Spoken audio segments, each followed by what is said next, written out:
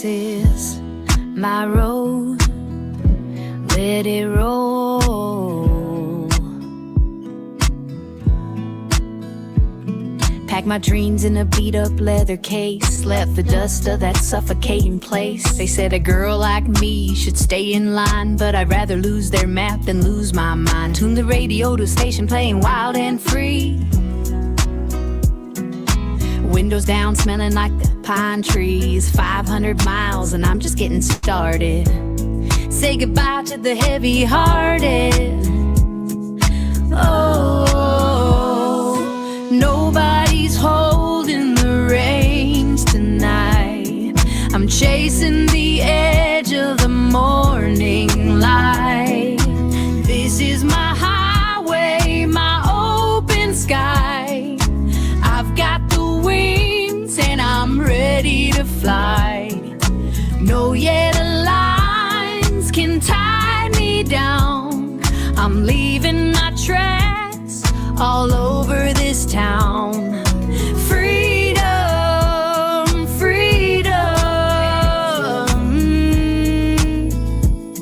yeah.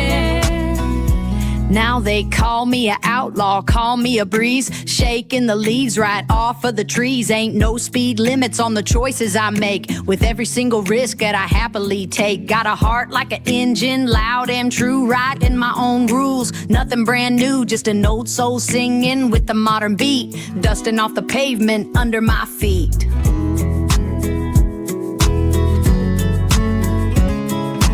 This is my highway, my open sky. I've got the wind, can tie me down. I'm leaving my tracks all over this town.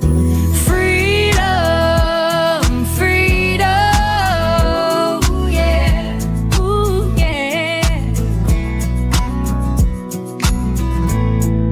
And if I get lost in the dark of the night, I know my own stars will show me the light. No more shadows to cover my face. I'm running my pace, I'm winning my race. Freedom, yeah, just let it roll.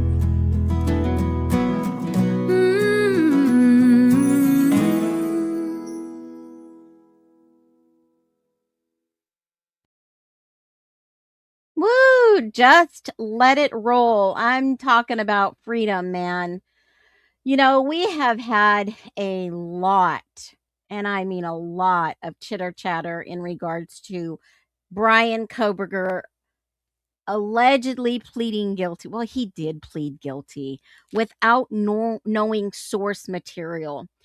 And that's the argument there. We're going to talk about two strongest arguments today.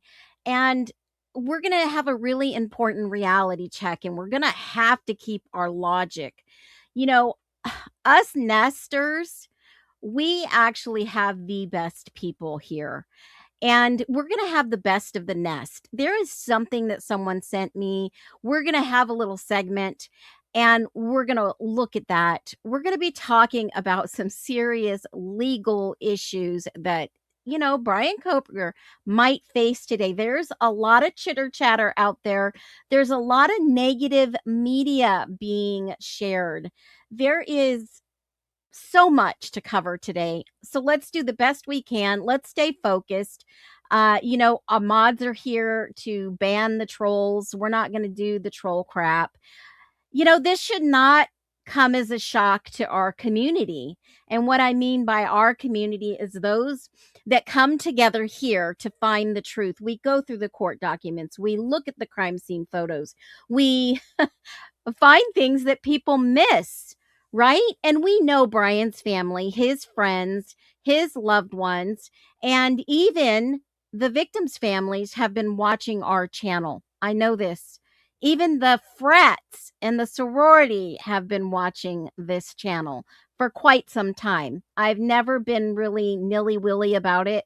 I've always told you, if one of these people comment, I don't take sides. I remain neutral because I want to see the hardcore evidence. Don't you? Drop a 1 if you want to see the hardcore evidence.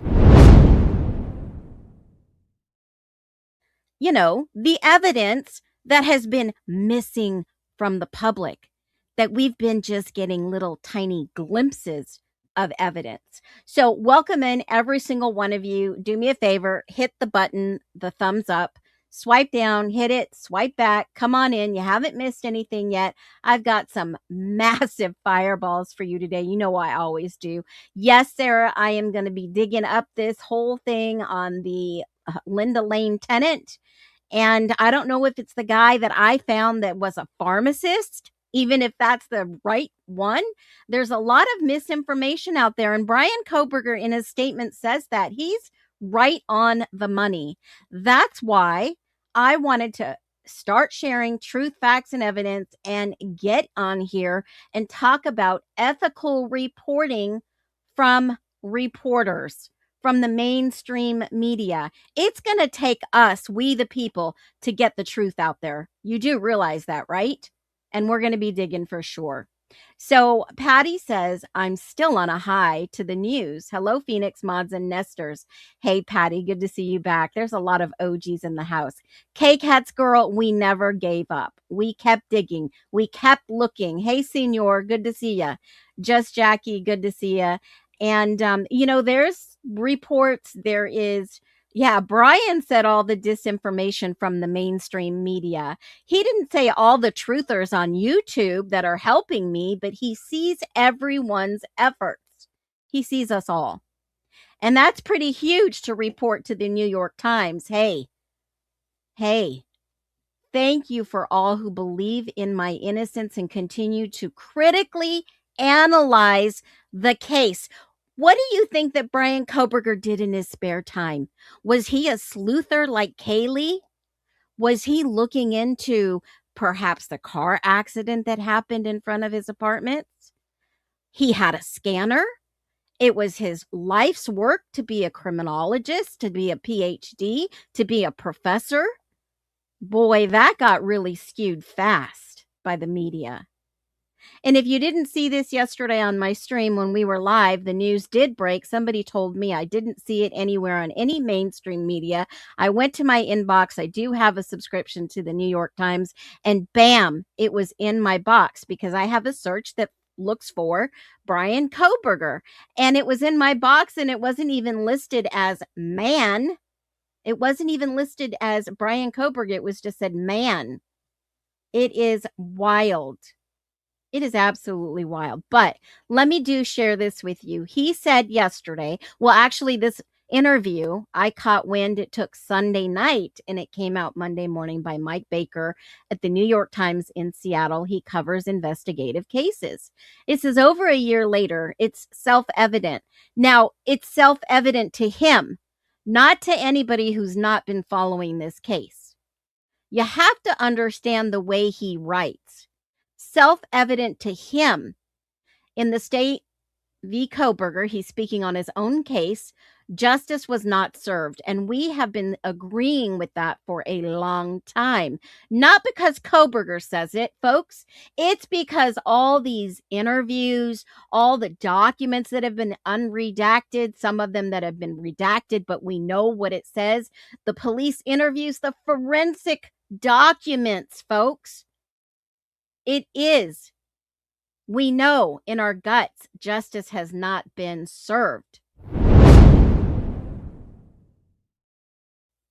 Now, with each piece of obviously discovery unsealed, a lot of questions are being asked and the public demands the truth. We have demanded the truth here on my channel. I have sent so many AGs, governors, district attorneys. We demanded. Why are we still paying for these FOIAs? Right? ISP put out all the documents for free. Didn't make me pay a dime when I requested all the forensic documents. But the Moscow Police Department, their records department, is gouging independent reporters, mainstream media, newspapers to get these FOIAs. Now, I've got a few quotes back that people have already asked for them, and it's very reasonable. But what I'm asking is, why are they charging for all these reports that should be free? Now, the taxpayers have already paid for them. They should be free. And I understand the taxpayer, this is like fucking double dipping, folks. And excuse me being so candid and open today. I'm a little miffed. I have to be honest. I'm a little perturbed and miffed about everything that I'm seeing in the media. They're still saying this guy is purely guilty because he says, yes, he took responsibility, but maybe he didn't do it. They're obviously not reading the documents. They're not invested like we, the people, are. Who's going to fact check the fact checkers, folks? Who's going to fact check them? We, the people. Thank God some of us have the time to do this. Could you imagine if not one of us had any time? And why am I the only YouTuber talking about everything? Forensic documents, reading documents, putting this together, connecting the pieces together, investigating. I mean, truly investigating. Because no one cares. We're all too busy. The economy sucks. People are trying to just make ends meet. They don't care about some guy who's said he's guilty to take the fall for other people, allegedly. We're going to get to the bottom of this. He says, unfortunately, the truth shall never be derived from the state's myopic narrative. We've been talking about that forever. The narrative they sold us had fallen apart. Remember a long time ago when I called my stream busted, right? We got them. They got busted. A work of fiction, which has yet to evolve since the PCA was released. We know that. We know that the PCA is just as good as the toilet paper. I mean, the paper it was printed on. And its faulty premises were never challenged at trial. They never gave him a trial.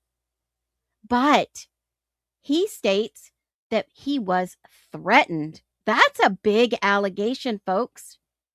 That's a big allegation. And if you were on yesterday when Kathy, the retired attorney, called in and we talked about this one-on-one and we gave our views on this, there is a lot to be said.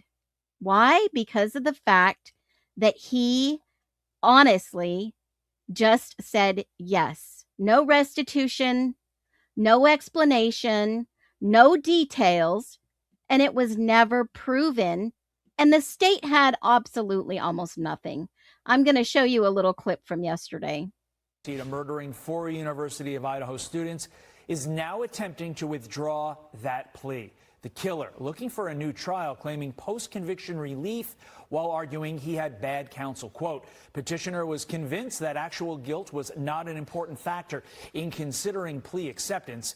Death row was imminent and advised to lie. Petitioner was to gain a legal victory in entering a false plea. But that's not what he said a year earlier when he pled guilty. Listen to this. Are you pleading guilty freely and voluntarily? Yes. Given your choices, do you believe it's in your best interest to plead guilty? Yes. Have you discussed fully the matter of pleading guilty with your attorney, and are you satisfied with the advice you've received? Yes.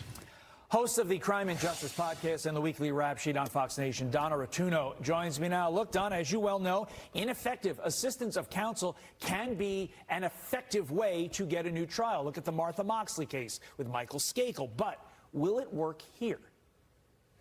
Well, here's the deal, Todd. As you said, he was asked these questions and he gave the answers that we just heard. And this is going to be the hurdle that he has. In Idaho, it is not enough just to say, I got bad counsel, right? It has to be a manifest injustice. And bad counsel may be part of that, but he had many opportunities to talk about the fact that he was unhappy with his lawyer and he did not do that. Remember, Todd, there were multiple motions filed in this case. There were years years worth of court dates, and not once did Brian Kohberger ever speak up. And he was not someone who seemed to be shy in terms of the way he presented himself in a courtroom. So this is a very high bar for him. I do not see that he succeeds, but of course, this is an awful situation to put these families through when they thought this portion of this awful process for them was behind them. Now here we are making it front and center again. While true, remember, all family members, though, were not in favor of a plea deal. Here's Kaylee Goncalves' mom, Christy. Here's what she had to say to Hannity last night. It's not the best news by any means, but on the other hand, I can't say that we're surprised. Either way this goes, whether the judge dismisses it right out the gate, fantastic, or if we wind up in court, we still feel that like we wanted to go in the first place, the trial. We are very confident in the evidence in this case.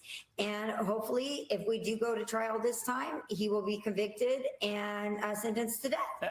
I think we all agree that this is not likely to succeed as a maneuver by Brian Kohberger. But if somehow it did lead to a new trial, how the heck at this point do you get an unbiased jury that doesn't know anything about this case?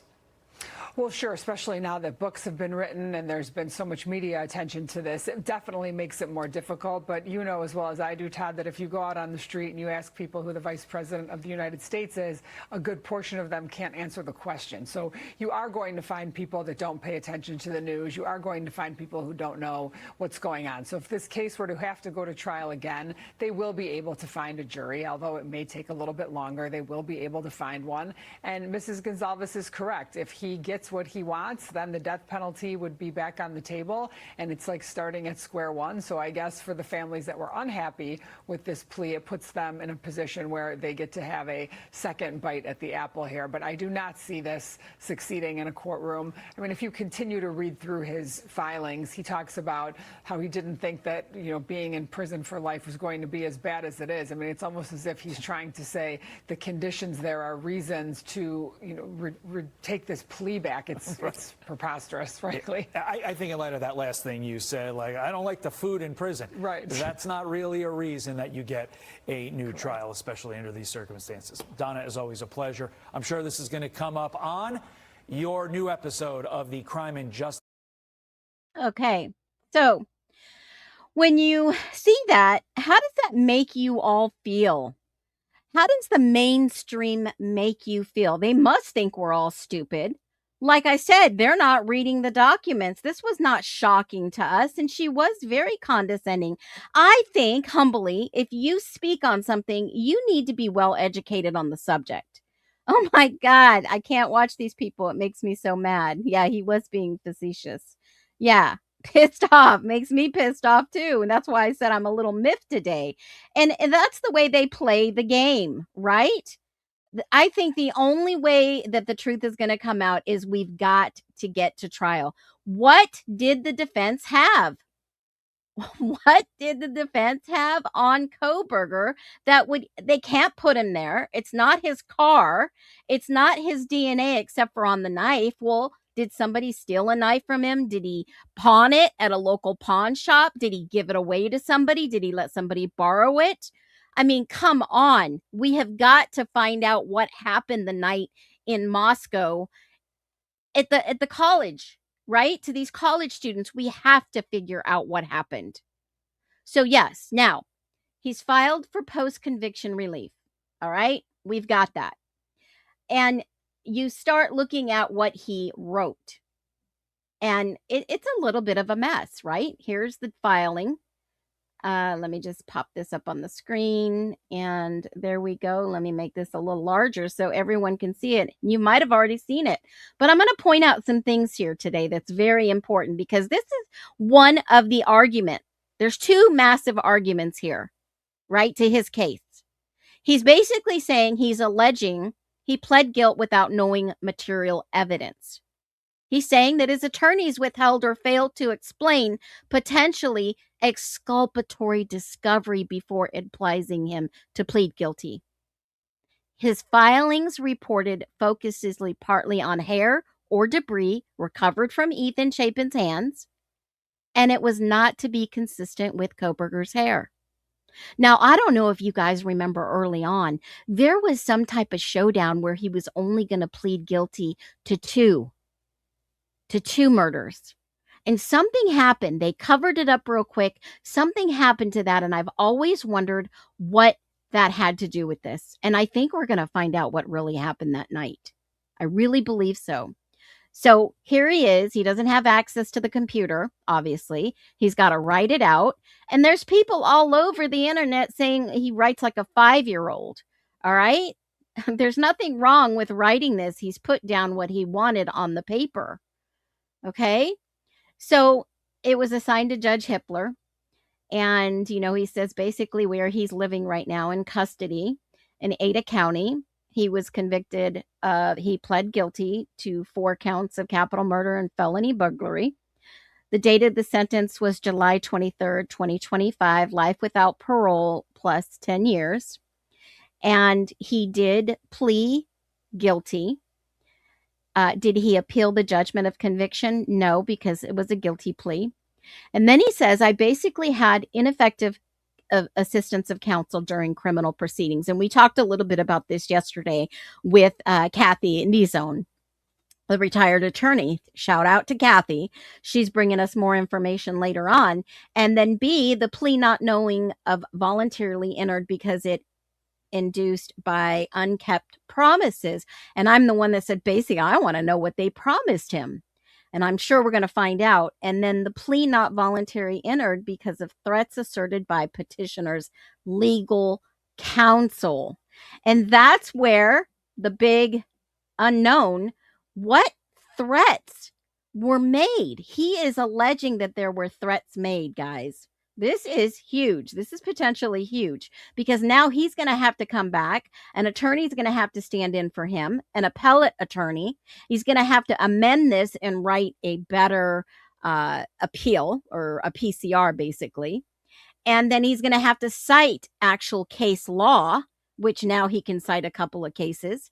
Kathy was talking about Hunter versus U.S., and a couple of other ones, probably some minor ones.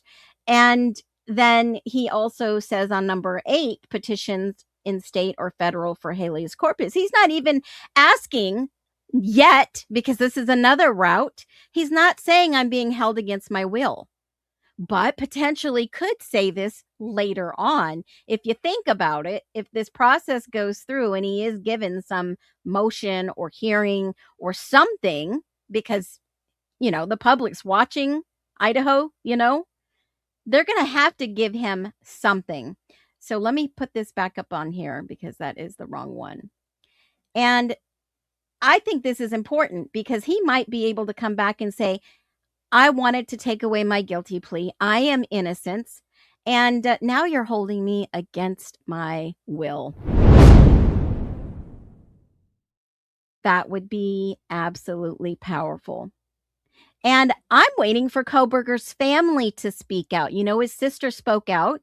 That article was well, looked at. It was the New York Times yet again. So obviously Mike Baker has some connection to the family. They do have a private attorney, which I've spoken to you before about. And I'm hoping that as they watch the streams of people supporting the actual facts, the documents, and the evidence, and not just doing it for entertainment. I mean, those who do it for entertainment are getting the word out, but those who are actually doing the work, looking at the evidence, reading the documents, putting the puzzle together, all of you that see what's happening and going on, and we all go down the rabbit holes to try to put the holes where they need to be in this case, we did it. And I don't know if you saw my post this morning on our channel. I've always called this our channel. It's the people's channel, because honestly, without you guys tuning in, we would never know. You would never know. I would never know. We broke the matrix, folks. We broke the matrix. If you think about the way I phrase this, right? It's united. We're going to break the matrix. If you think about everything that we've taken a look at here, It's like breaking the algorithm. Once you break the algorithm, you can continue breaking the algorithm. Once you break the matrix in this plea deal, and who cares who wrote the book Broken Plea? It was the catalyst to breaking the matrix. In my humble opinion. Because, folks, honestly, the matrix needed to be broken. It's that bad. Whatever happened in Moscow is going to come out. And the media just needs to stop unless they're going to start reading these documents, these petitions, all the background, get all the information. They need some investigative reporters like Mike Baker on this ASAP.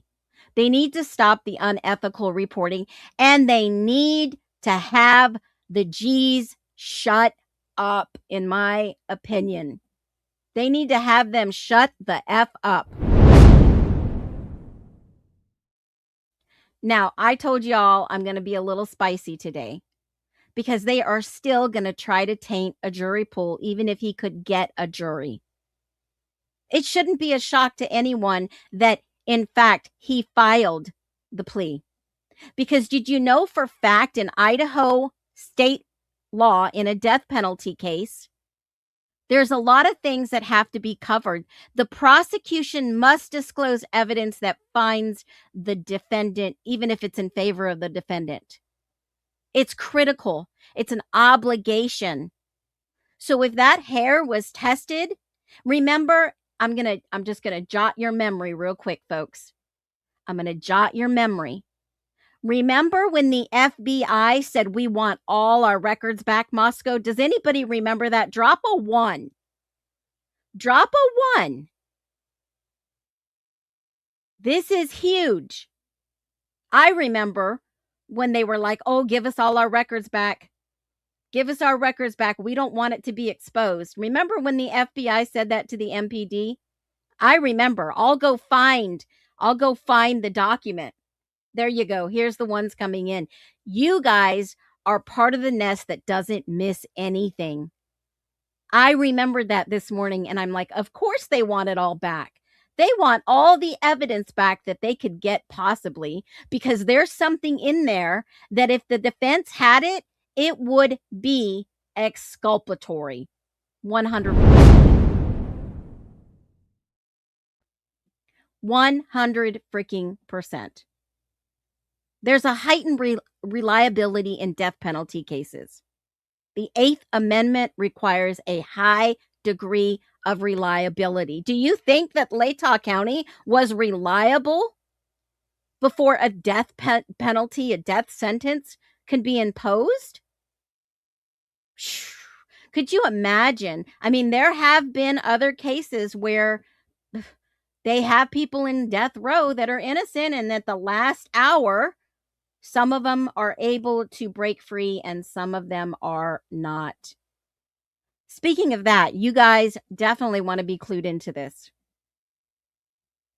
Just a few days, we are starting our August book club over on the YT, and the book is by John Grisham, Framed, with Jim McCluskey. You guys don't want to miss this. If you don't know anything about our justice system, you will want to learn. This is talking about 10 men who have been framed, who have been accused, and who have been convicted or plea deals in our justice system. You know, I've never seen anything like the Koberger case in Idaho, where he has pled guilty to avoid the death penalty. And now whatever was promised is now unpromised, and he is pulling his plea deal off the table, and he wants to go to trial. I have never seen anything like this in the court of law. Never, ever. And I am so invested. But this book is going to show you how this framing happens in our justice system. Yes, folks, it happens. So join me over on the YT at Phoenix Talks. You know the drill. Be well.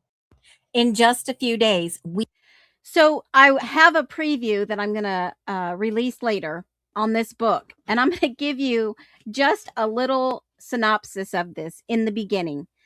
A fundamental principle of our legal system is a presumption of innocence. But once someone has been found guilty in a trial, there is very little room to prove doubt. I say freaking mastermind.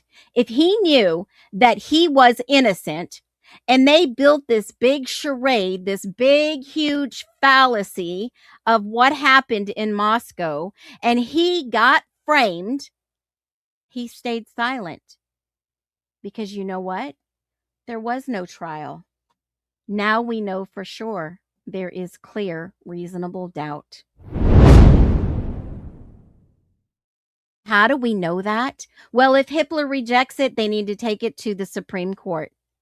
How do we know that, folks? Well, one way we do know that is not just because what Brian Kohberger has said in his petition. I mean, his petition probably is not the best worded petition. I mean, there's people out there that are actually people who know what they're talking about, right? That know the law. And they said this isn't the way that a petition should be done. Well, according to Kogelberger, this was his only choice, is he didn't have anybody who was going to do it for him. And so he says, if your application is based upon failure of counsel to adequately represent you, state concisely and in detail what counsel failed to do representing your interest. 1, failure to disclose or review exculpatory evidence, i.e. unknown hair in Chapin's hand during plea discussions. B, counsel insistence that petitioner's plea need to be truthful despite petitioner's vehement denial of actual guilt. This means, in my humble opinion, he kept telling, and he kept telling, and he kept telling Ann Taylor, I'm innocent. I'm innocent.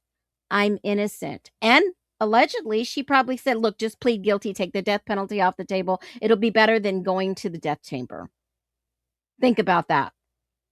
Think about how attorneys, and I'm not saying all attorneys, and I'm not saying Ann Taylor is this, but think about how they think, how am I supposed to say this politically correct? To get their way, to everybody have a win-win, to everybody say, okay, well, you know, there's nothing to look at here, folks. He admitted his guilt. Let's move on. Let's close the deal. Let's seal the deal. Let's be done with this mess. Let's stop, you know, racking up the bills and time and all this other stuff. And let's just say that you did it. And you know, your mom's against the death penalty, we understand, but let's just get all this over with and let's call it a day and just be done with it. Think about that for 1 second, folks. Think about how that would look like. Think about what it would look like. Think about how that would be in the court of law. Everybody wins. We don't have egg on our face on the prosecution side. And basically, he's saying that my attorney knew I was innocent. And this is what autistic people do. They will replay that over and over and over again in their minds. They will do that. They will do that. And if honestly, like what I said yesterday, is that Ann stood up and said yes in front of the judge, and she didn't have everything, then she lied to the court. And honestly, I see consistency from Kohberger. A lot of consistency. Then he goes on to say and allege that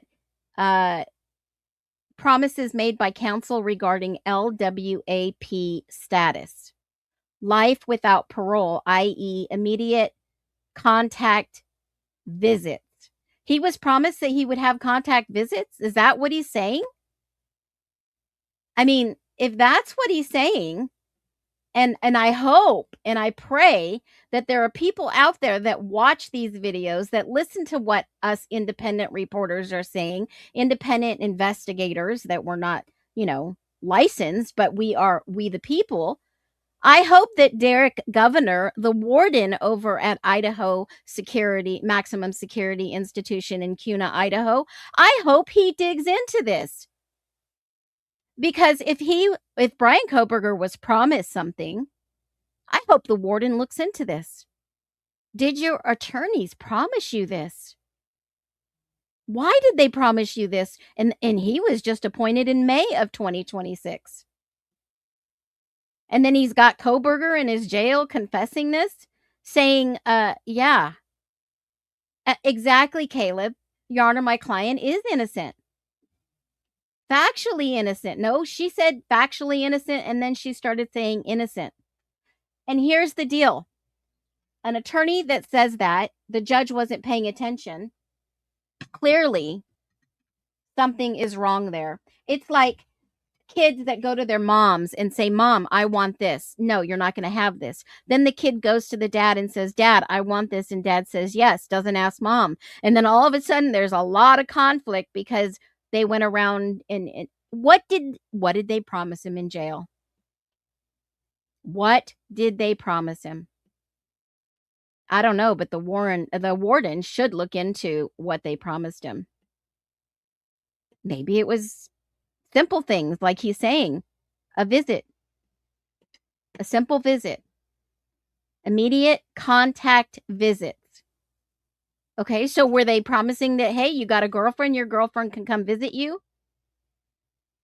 Freedom of movement. They're not allowing him to go to the yard. Are they not giving him an hour exercise? And then the big one that should shock you and me, employment.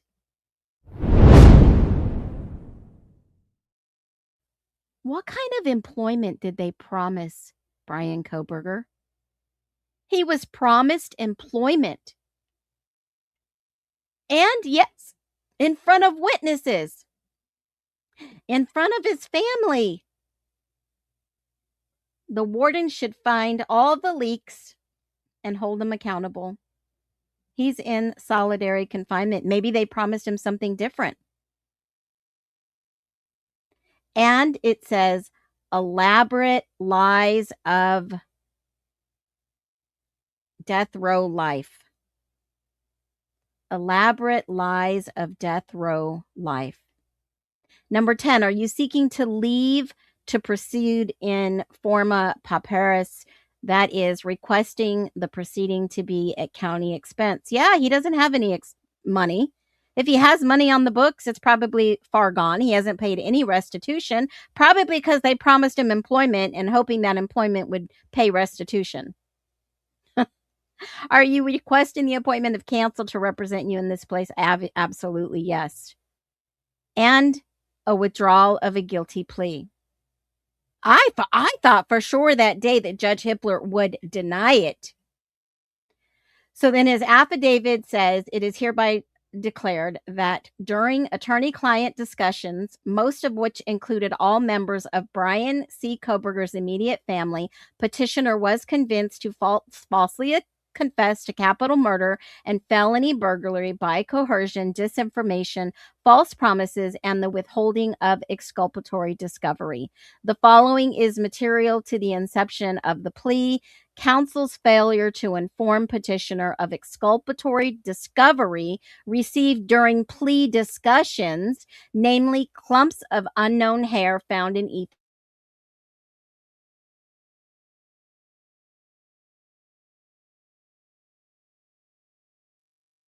Chapin's hands. In Ann State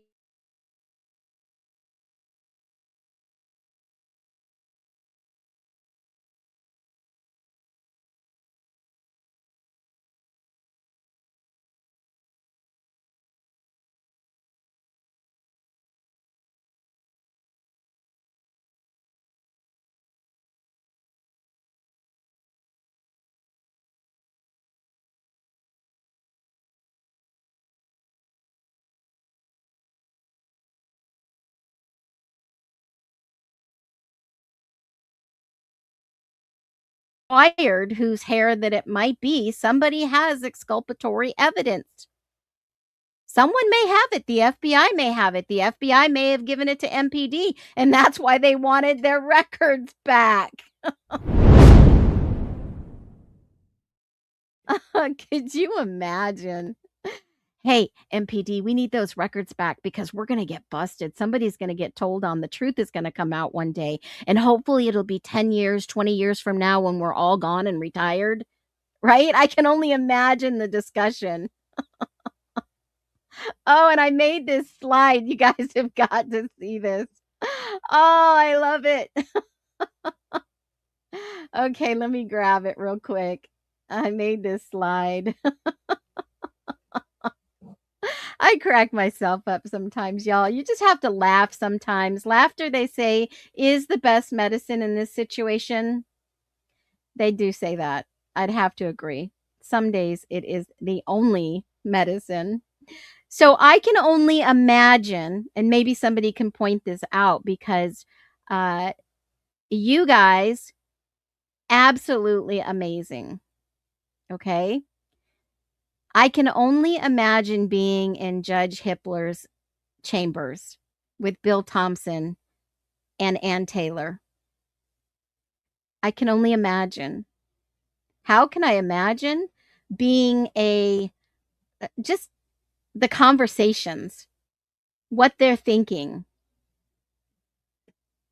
And that's why I made myself this picture to be a little fly on the wall.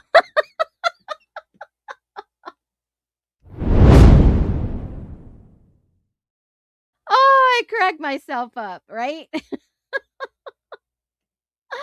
Oh, there I am over here by the pictures of his cronies in between a certificate, and I'm the fly on the wall. Okay. How many of us would love to be a fly on the wall in a judge's chambers? So here we have the argument number one. A guilty plea waives his rights. Who in the world would waive their rights? Right? Who in the world would waive their rights? That to me was like, why would they even have him waive? Nobody ever waive your rights. And a guilty plea waives the right to challenge forensic evidence that he didn't know existed, that maybe somebody allegedly tried to hide. The right to present defense experts, the right to make the state prove every element beyond a reasonable doubt. Even if you got a jury, now there's tons of reasonable doubt if these people have been paying attention. If not, they'll find a jury that's like, oh, he's guilty. Crap. Can you imagine that? Under his agreement, that was his direct appellate rights. Now, this is number two. I want to listen to a video real quick. Keep an open mind, folks. I know that we talked a little bit about, the whole, I don't really want to go into the G family. I think they should just be ignored, in my humble opinion. But what about the other families that haven't spoken out? Where are they in all this? Where are all these other families?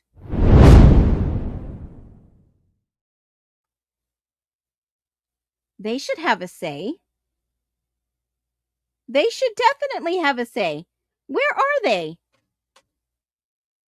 Keep in mind, we're going to watch a real quick video. If you'll give us your phone. And listen to what the detectives ask Mason Barstow. Remember, there is hardly maybe a handful of people that know this case inside and out, that have watched every interview, that have taken notes, that have put pieces together. Every document, every court record, every hearing, taking notes, tons of notebooks, documentation galore. And think about the questions this detective asks Mason Barstow on the 3rd of December. So we can download the contents of it, so we can see. One of the questions I have for you is if you'll give us your phone so we can download the contents of it, so we can see if there are any messages from Xana on there or Kaylee or anything that's going to help us. Is that something you'd be willing to do? Download what exactly? So what they do is they'll take, and I don't do it myself, so I can give you like a rudimentary explanation of it, but they take and they basically make what's called an image or a copy of your phone, and then they'll go through and they can look for, like, if they have Xana's phone number, they'll look for Xana's phone number, and then they'll see, like, this is what you talked to with Xana, and I have no idea, like, about the Snapchat, like, you said that stuff goes away, and I think they might have to get that stuff from Snapchat. But if there's something on your phone, you know. As far as just like messages go. Yeah, or like phone calls. Okay, so like mainly like. Basically, you're looking at the call logs, contacts. Yeah. But nothing as far as camera roll and that stuff goes. Okay. That for you is if. So they wanted to take his phone and they were looking, they knew he dated Kaylee. They wanted to maybe see that, but then they specifically say Xana. Specifically say Xana. All right?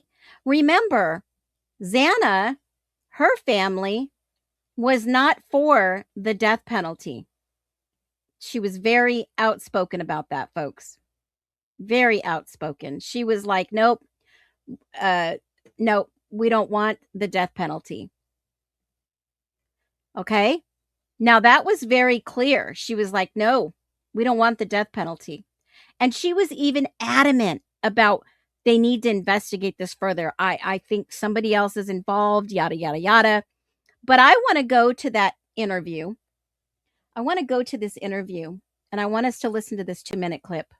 I want to mention something that a lot of people on social media have been talking about. I'm going to get very personal here, so just bear with me, if you will. There were a lot of people who were very upset that we ran this interview. And some of the comments that I read upset me because I look at Karen Northington as a woman who has admitted that she has struggled with addiction mightily. She admitted on television that she was in rehab and needed help from her attorney to get there. Her struggles are real. And the fact that she lost her daughter to a ghastly crime is real. And she is a victim in all of this. And she deserves a say. She deserves a say from the very get-go because she's been victimized as a family member of a murder victim. And I do not care where she spends her evenings or whether she's been in jail or whether she needed a public defender. She has a voice. She deserves to speak.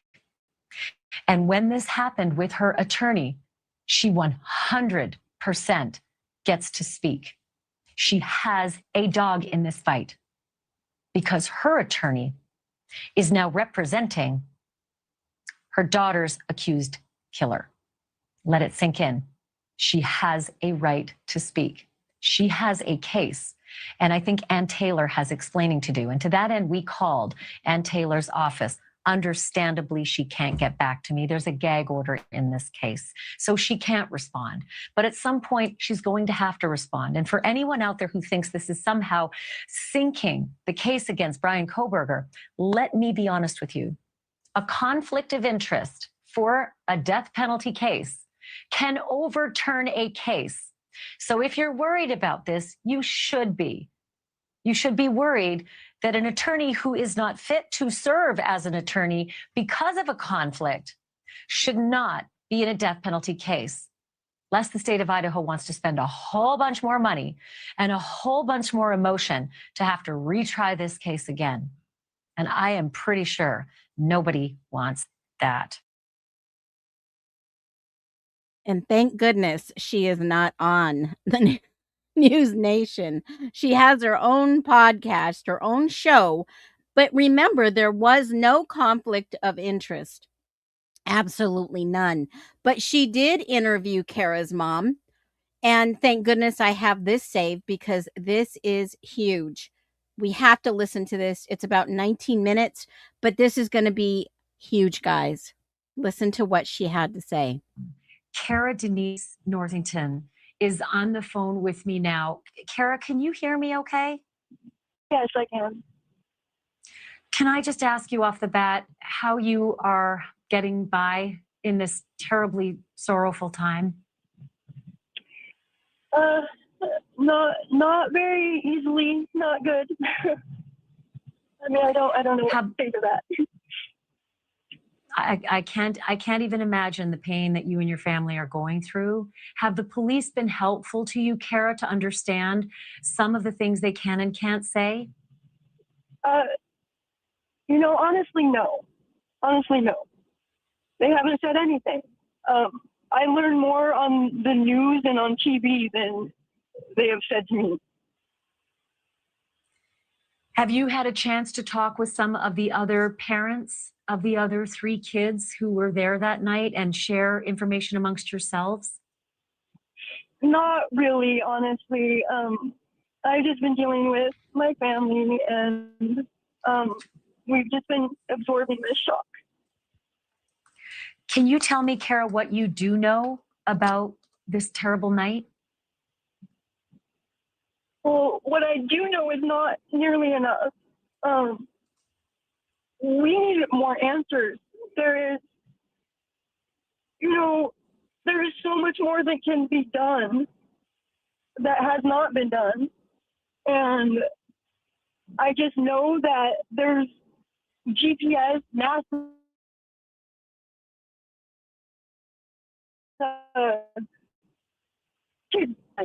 I know that. Why hasn't that been looked into? Why hasn't that been accessed? Kara, can I ask you that there is a mysterious sort of 4-hour and 45-minute block of time that's unaccounted for by the police timeline. The police say that your daughter Xana and her boyfriend Ethan were at the Sigma Chi house from 8 until 9 p.m., but then they don't have any information on where they were from 9 p.m. till 1:45 a.m. Do you know anything about that from either your information from the police or Ethan's family or anybody? I may be candid in saying this, but I think that they were at a bar.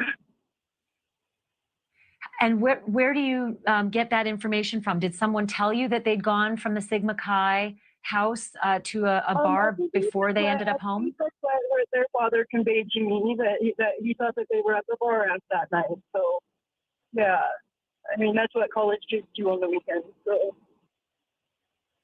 But you don't know for sure that they left the Sigma Chi house, went to a bar? Okay. I don't know for sure, absolutely not.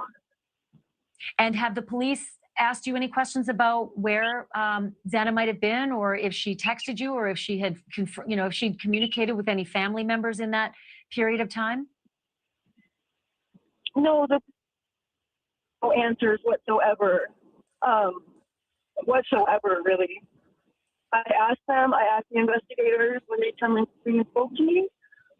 They were not able to offer me any answers. None. Can I ask you, Xana's sister Jasmine has put such a beautiful tribute to Xana on her Instagram.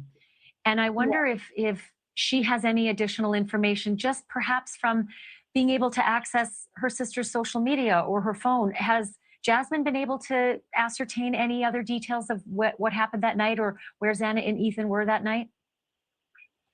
No, I'm not going to speak for Jasmine. You would have to ask her that yourself. And she says she's going through it right now without her sister. And I'm sure if she had any answers or any information, she's already conveyed that to the investigators. May I ask you if you can confirm that Xana's room was on the 2nd floor of the house? Yes, I can confirm that. And and was it on? Sorry? I just had a question about the other 2 roommates who were there on the 1st floor, and I just wonder, wasn't something heard, or the surviving roommates that were there, they had to have heard something. They had to have the dog something. I can help you with that somewhat. There is information from a prior tenant who lived on the 1st floor, who said when he lived there in 2019, he moved out. He said he could never hear anything on the 2nd or 3rd floor. If the television was playing very loudly on the 2nd floor, he might hear it from the first floor. And I don't know if that helps you to understand. The dog heard it, and the dog had to have been barking. You know, I have information there as well. That I've got information there as well. Our Brian Enton spoke with the parents of Kaylee Gonzalez, and they have actually referred to that. And Brian's going to play that interview in a moment. But Bethany Funk and Dylan Mortensen on that first floor may not have been able to hear anything, according to the prior tenant, who said it was extremely difficult to hear because of the construction of that house. But I do want to ask you, if I can, Kara, was your daughter Xana's room on the right side of the house if you're looking from the parking lot, or on the left side across from the kitchen? I can't answer that. I can't. But you do know she was on the. I never went there yet, so I don't know. But you know she was on the second floor. Do you know if she looked out the front of the house or the back of the house? I believe in the front, but I can't confirm. Like I said, I haven't been down to visit it yet. So I tried to go last month, but she was in class while I was down there. So. Okay, our viewers are looking at the front of the house right now, and the window that I'm referring to is on the second story in the front of the house. And that's where we are, triangulating that perhaps that's where Xana and Ethan were that night. I do want to ask you if you know whether or not Xana had a lock on her bedroom door. I believe she did, yes. Do you know if it was a lock that was a code that you would punch in on the bedroom door? The prior tenant who used to live there said that every one of the doors in that home, all 6 bedrooms, were rented separately like apartments, and they all had coded locks. But lots of social media pictures have shown at least one of the locks on the door across from the kitchen on the second floor. It didn't appear to have a coded lock. But do you think that Xana's room had a coded lock? I believe it did. Her father mentioned to me that he had just went and replaced the lock the weekend before. You said her father mentioned to you that they had replaced the lock? Yes, that he had, or he had fixed it or something. But yeah, he said that he had fixed it the week before, just to make sure. The week before. Yeah. So then that's the lock on her own bedroom door, not the lock to the outside of the house. That's her own bedroom door's lock? The main lock he was referring to. I'm not sure. Just from telling me that when we were speaking. So. But you're talking about Jeff, right? Jeff Kernodle, Xana's dad? Jeff. Absolutely. Yes. And he had been there just a couple weeks before working on a lock, but you're not sure what door. Just the weekend before, and he went to meet Ethan's parents, and went to check on Xana, and it was Dad Week at WSU for Jasmine, so he was over there, and they're pretty close schools. Pullman and Moscow are fairly short distance away from each other. Did Xana's car have Arizona plates? I can't answer that. I don't know. And she used to live in Arizona, though, right? I believe she got the car in Arizona, so that's highly likely, yes. Do you know what kind of car she was driving? I don't. And you mentioned about the roommates, the surviving roommates. Have you had any opportunity to contact them? Do you or Jeff or Xana's sister, Jasmine, do you have their contact information? Are you able to call them to talk to them? Jasmine and Jeff are in contact with them, yes. They were all at the memorial today. And yeah. And what did those girls, Bethany and Dylan, say to Xana's dad and her sister about that morning when they woke up and came upstairs? What did they tell Jeff and Jasmine? I don't know. You would have to ask them that. I'm not going to speak for anybody else. I'm sorry. Do you know, Kara, if Dylan and Bethany came upstairs and were trying to wake Xana? Because they were trying to wake one of their roommates. Do you know if it was your daughter they were trying to wake? I don't have that answer either. I'm sorry. It's okay. And did they say that they could not get beyond a locked door, and that's why they had no idea what was on the other side of the bedroom door and called in an unconscious person? I believe that's right. What do you know about that? That they called in an unconscious person. I know that. But beyond that, I don't know. So it's hard for you to understand as well why, if there was such a terrible crime that had been committed, the roommates might not have seen the evidence of that crime. Absolutely, yes.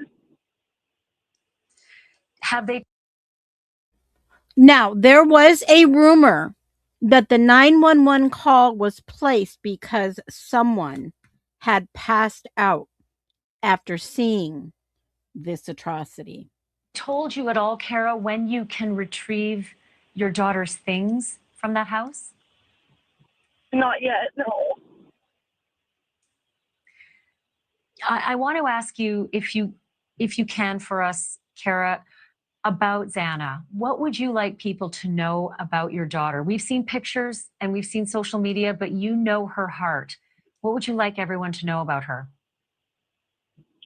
Xana, if you knew Xana, you knew what a light she was to everybody she came across. She was just such a positive influence on everybody around her. I honestly, and I'm not saying this because I'm her mother and biased, it's just the truth. There's nothing negative you could say about I went back for a minute. this because I'm her mother. There is the picture where that is Xana's pink white phone. It looks white, and it has that little sticker for a fundraising that she gave to. So the white phone was Xana's. Take note of that, because people are trying to say that that was Ethan's phone. That is actually Xana's phone. And biased, it's just the truth. There's nothing negative you could say about her. She was just such a good soul. And she cared. She deeply cared about her friends and her family. And she would never hurt anybody. I don't understand who would want to do anything to any of these kids. They were all great, great kids, and they were all good, good friends, lifelong friends, even, aside from Ethan. And Ethan was such a great kid, too. No parent should ever go through this. These kids were good kids. I don't understand. Have you had a chance? Who would want to do this. Have you had a chance to speak with Ethan's parents? No, not yet. Are you going to have a chance to speak with them? I'm sure I will, yes. I do have another question, and that is what we are all trying to figure out, what the police mean when they say they believe this was a targeted attack. They've gone back and forth about whether it was the kids inside the house or the house. And now they've really rested on the statement that they believe it's a targeted attack. They don't know if it's the kids or the home itself that was targeted. But do you have any thoughts at all about why that house might be targeted, or why any of the 5 roommates might be targeted?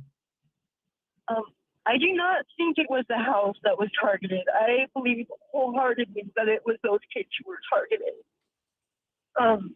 They weren't just acquaintances. These kids were like best friends. They practically were family. These kids were tight-knit. They were good friends.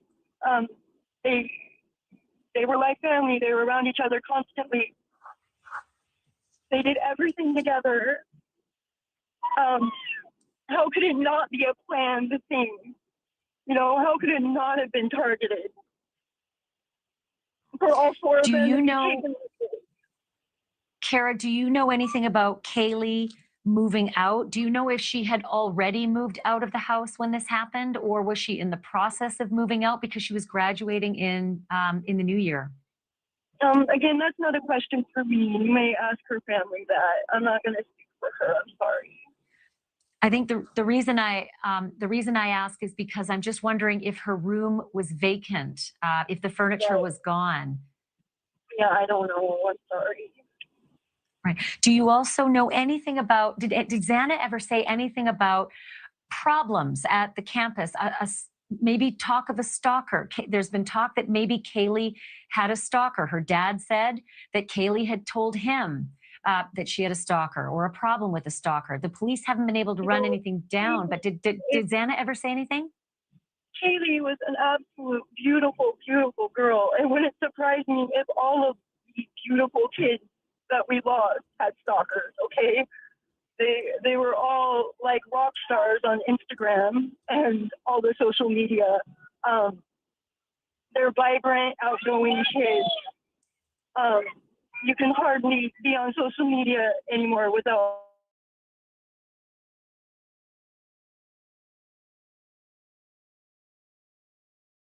with you. I think it's closer than that. I think it's deeper than that. I think I think they have information that they're not giving us, and it's real fishy. That's what I will say. When you say you think it goes deeper than that, what do you mean? I mean, I think it was somebody closer than a stalker, and I don't know who. I'm not gonna specify anything like that. I'm just going to say I think that it's somebody, you know, and I think possibly they may have trusted. That's the only thing I can think of, because how could something like this happen so quickly, so quietly, so without any answer, unless it was somebody super close to them. You know what I mean? Do you think the person who did this had been in that house before?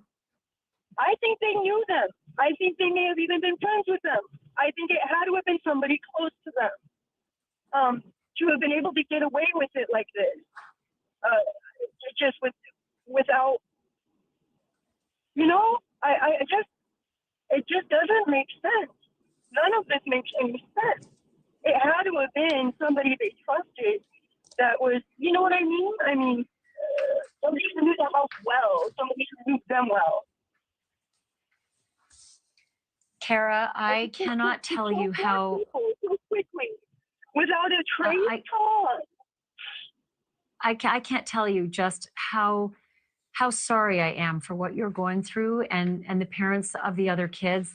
I said it before, I'll say it again. It's unimaginable. Just know that there are hundreds of thousands of people across this country tonight who are feeling for you as well. You know, in spirit, you are not alone. There are a lot of people who care deeply for you and your family, and they want justice for your daughter. I know, and I thank everyone so much for that. Xana's death will not be in vain. We are going to find who did this. I will not take my final breath until this person is found and brought to justice for these kids, not just my daughter, but these kids and their families and their friends. We all deserve answers, and the person needs to be brought to justice. So where is Xana's mom and dad? Where are they at with speaking out on Kohberger? Where's the Chapins? Where's the Laramies? Where are they? Why do we keep only hearing about Steve G? Are they afraid that maybe just a little bit of truth may come out? I'm still wondering what the truth actually is, and I'm sure you are too. I think we're all in the same boat. And before we assume to even know what happened that night, we can only speculate. Only speculate. And this is the wild thing, is that not only do we hear about the G's, but we hear about the G's family. We hear about it from Kaylee's sister. Where's Xana's sister? Where? How come Ethan's siblings don't speak out? Where are they? And that just makes me wonder where the other side of these families are. And I know we're talking about Bryan Kohberger. We're talking about his filing, and we'll get to to the end of that. But what about the other families that have voices in this case? Have they been silenced also?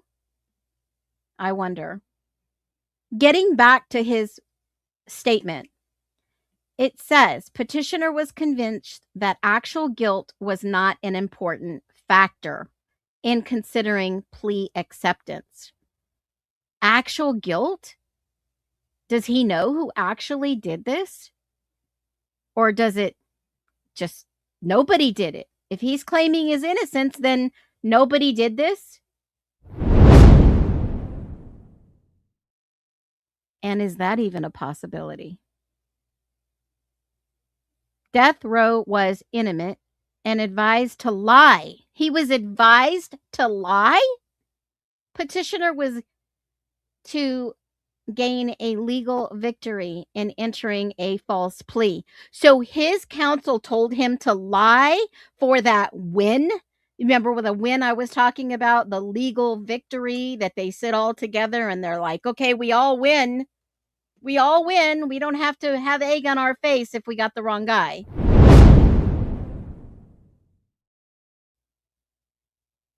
Is that what Kohberger is now telling the world? By his filing? Wow, that's huge. I mean, dude's got balls, right? He's got balls to go up against Bill Thompson, the Latah County, Ada County, the state of Idaho. Think about all the people involved in this.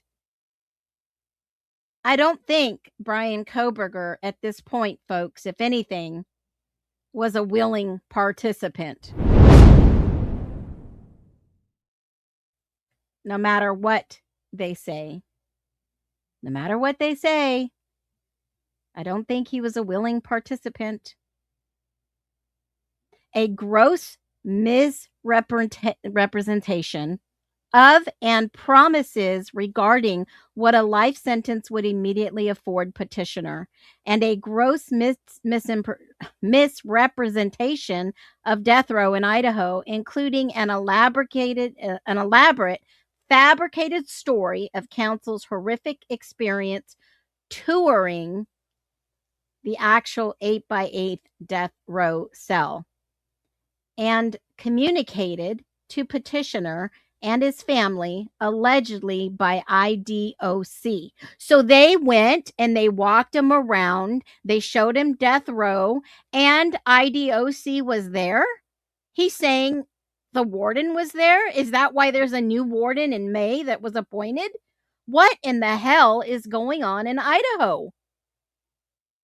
Then he continues through counsel, thus constituting threats and promises made to induce, C is correction, induce a plea agreement. And he signed it, and it was mailed and sealed as legal mail. Now let's take a look at the other thing he filed. Basically says, yada, yada, yada. I think we looked over some of this.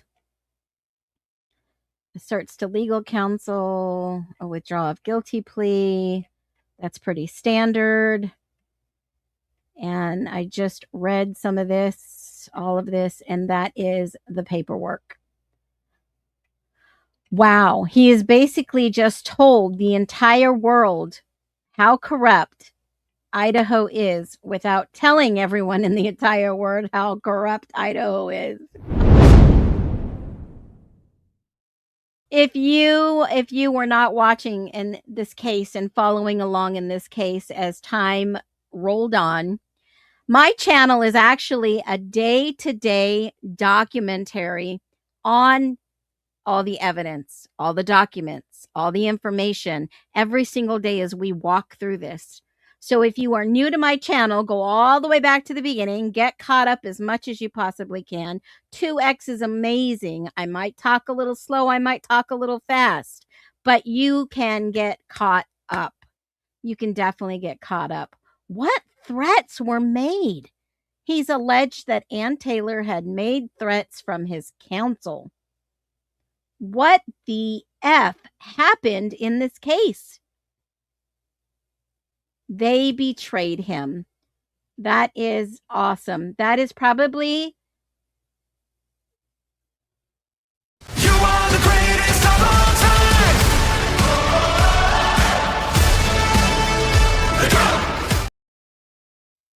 absolutely. They definitely betrayed him. But why would they even put a target on his back? What role does he play in this? What part does he play in this case? That is the question that we all have been striving for. That is the answer that we all keep looking for. How in the world did these people betray him? Why would they betray him? And yes, the new documentary drops tomorrow. This is perfect timing. Perfect timing to share, like, hype, tag, talk about this. We have to break the matrix. We have to break out of this algorithm. They are hiding and not sharing a lot of what we're sharing. And yeah, Susie, you got the go-to word of the day. I'm going to put you into that drawing for a $50 gift card at the end of this month, which is this week, by the way. And we will be doing our member-only book club on Framed, which I showed you earlier today. And you know what? Who has the dirt on him? Who has the dirt on Koberger? Because we know that Koberger has a lot of dirt on them. Was he promised a job? Was he supposed to be on some like surveillance detail and he came across some crimes? What was he doing working for Pullman and the lab at Washington State? What was he actually doing? What was his role in this whole entire case? Netflix. If I was Netflix, I'd be worried. I'd be worried because you know what? I meant it when I said it. Somehow, some way, you're going to see me talking about this, and I'm going to keep talking about this because you know what, folks? The internet is not done talking about this case. We are not done. There should be justice in the Idaho 4 case.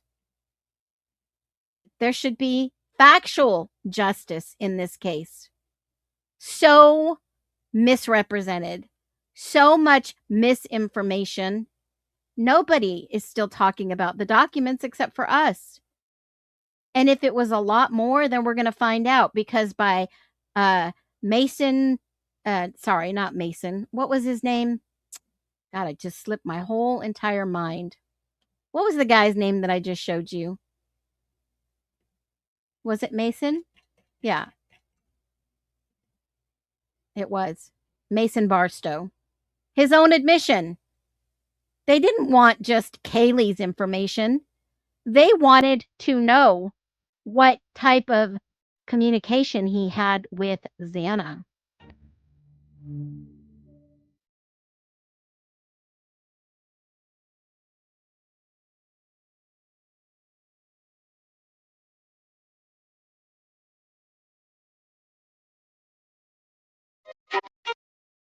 Idaho 4, the case of the century. I'm going to keep talking about L5 and L6, the likeliness of those bloody fingerprints being possibly, allegedly, Hunter Johnson and Emily Alance. I would love to be able to continue to see all the interviews that have not been released. Where are those interviews for them? They had to go back and get their fingerprints 2 or 3 different times throughout 2024. We need those much missing interviews. Absolutely, we need those. Where are they at? Are those the ones the FBI have that they're not going to release? Are those the ones that we're never going to see that are hidden in the files, deep and buried? Are those the ones that we just don't know that if they even have them still, like some of this DNA that's been misplaced? And this mysterious car, folks, that comes to the 1122 King Road area. Where's Hunter Johnson, Emily Allant? Where's the knife sheath male DNA and the 2 others' DNA on that knife sheath? Not just Brian Koberger's. Where are the other DNAs? We're not going to forget that. How could we forget that? We're going to keep looking for that.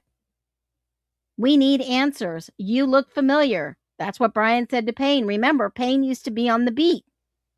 Payne used to be on the beat. How odd is that?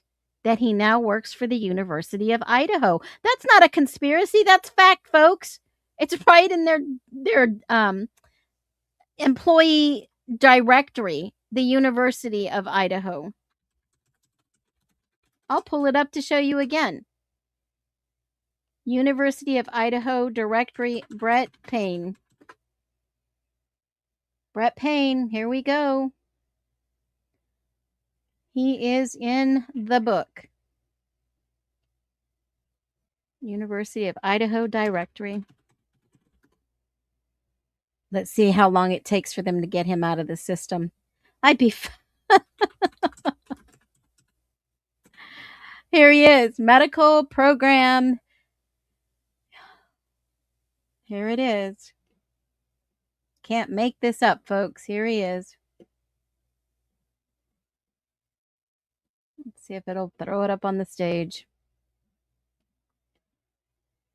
Sometimes this thing is so slow. Phoenix important. That picture Mel sent me was core decors and a purple heart. That picture was pen is mightier than the sword. Interesting. The picture that, yeah, the purple heart on the desk. I thought it was black. I thought it was black. Huh, that's interesting. Officer responded, no report. Hey, I've gotten no report taken for tons of things that I've asked for. And it seems that if you don't live in Idaho, they don't want to give you some of these reports. I think that's a little discriminating. There's Brett Payne. He is the executive project manager of medical education program at the University of Idaho. I wonder what medical background or what type of project management that he's done. Did anyone see Netflix? I got rid of it. Nope, haven't seen it. It came out tomorrow, isn't it? The new Netflix documentary, or did they release it early? Let me just take a peek. Netflix, Idaho, for Idaho murders. Let me just take a look. Oh, wait till it comes out. I've got a whole email ready to go. It's going to premiere July 29th, so that's tomorrow. Unless you're in the UK and it's already released. Let me just take a peek. Nope, it hasn't been released yet. College Nightmare. Not yet. Not in my world. Not in my time frame. But we're going to get to the bottom of this. So what's the second thing in this argument? We talked about the first argument, and now we're going to talk about the second one.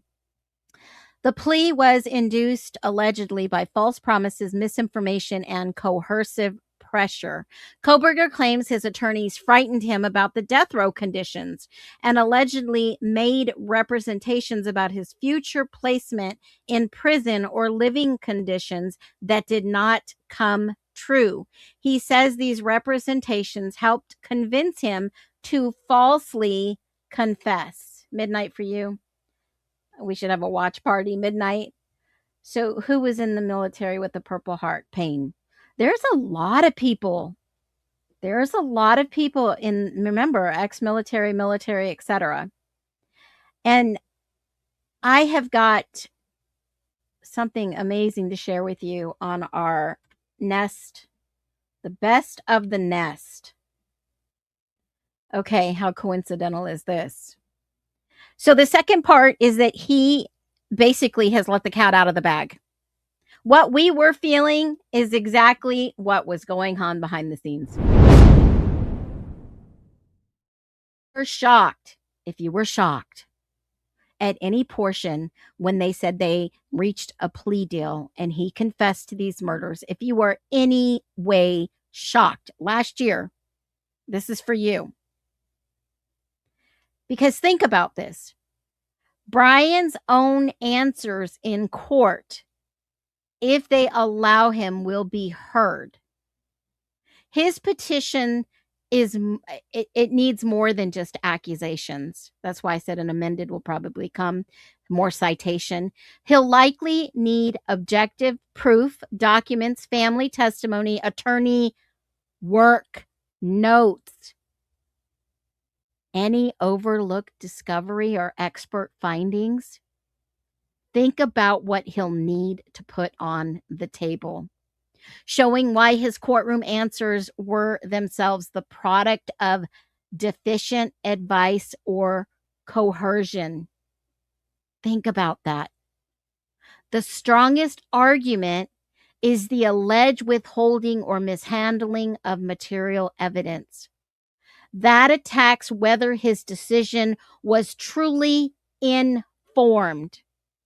If they didn't give him the evidence and he didn't know about it, and he pled guilty to save his own life, not that he did it, but the absolute decision was maybe not an informed decision. This goes how deep to the truth. I mean, this is deep. The second strongest is the alleged false promises and misinformation surrounding that plea. That attacks whether his decision was truly voluntarily made. Now, he hasn't won anything yet. This is just his moment to say, hey, guys, this is what was happening behind the scenes. Whatever you thought was going on, you were on the right track. Here is me publicly stating what happened. Now I want to go to trial, and now you guys are ready to hear the 100% truth.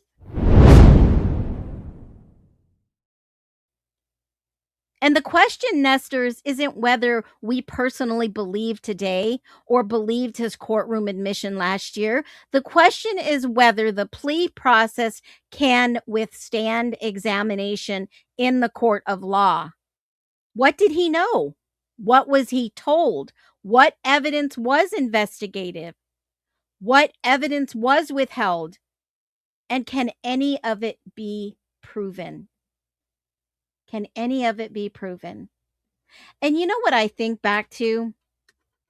I think back to a video I saw a couple weeks ago, and I didn't speak on it right away. And I think I didn't speak on it because I wanted to be sure. And I know some of you have probably seen her videos. Bethany Funk. And I've always wondered what Bethany may know. And in my humble opinion, this is a way to say, hey, I'm free of what had happened. I'm healing. I know that everybody questions what really happened. I think Bethany knows. I think Bethany knows. And whether if Bethany was there or not, and like I say that, or not, I believe she knows. And somebody's really scared of her talking. I call her Bethany Bob Ross Jr., but you know, Bob Ross's paintings go for like $200,000, folks. It is crazy. Absolutely crazy. So I think she's hiding out either in Wyoming or Idaho. This is clearly, I know where this is. This has got to be the Teton Mountains in the background. This is a lake. I don't know if it's a lake she's been to. That has to be definitely Wyoming. I think that's the Teton Mountains. But that's my opinion. But what did Bethany know? What if Bethany knew exactly what happened? What if she really knew what happened and she was silenced, just like Koberger was? Maybe they gave her some threats. Get out of Dodge. Get out of here. We don't want you in our state. I mean, she's visited her friends and all that stuff. But, you know, here's my Phoenix verdict. The hair allegation may justify closer factual examination, but the Brighter petition faces an uphill battle unless Koberger can produce evidence beyond his own statement. What does he have? I don't know, but we're about to find out. I know. I debunked that. That can't be her. The real Sierra is a naturopathic doctor in Washington. It's like they don't want you to speak out. But if it's the truth, isn't that what our justice system is about? Isn't that the truth? Oh, she showed the comparison of Wawa Park and, well, I know that that's the Teton Mountains. Let me look at the park. Let me look at the park. Wawa, Pullman, Washington. Let's just take a peek at this. Whitman County in Colton, Washington. Wawa. Let's just take a look at it and see what it looks like. I've got one last thing for you before we go. Let me take a peek. Boop, boop. Trying to show us the park.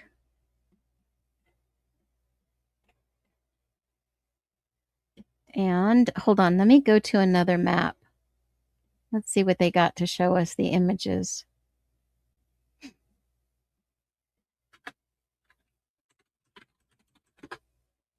Do we think this is the park? No, the mountain ridge is different. The lake may be similar. Maybe. I don't know. I'll have to look into that. But I know that the Teton Mountains,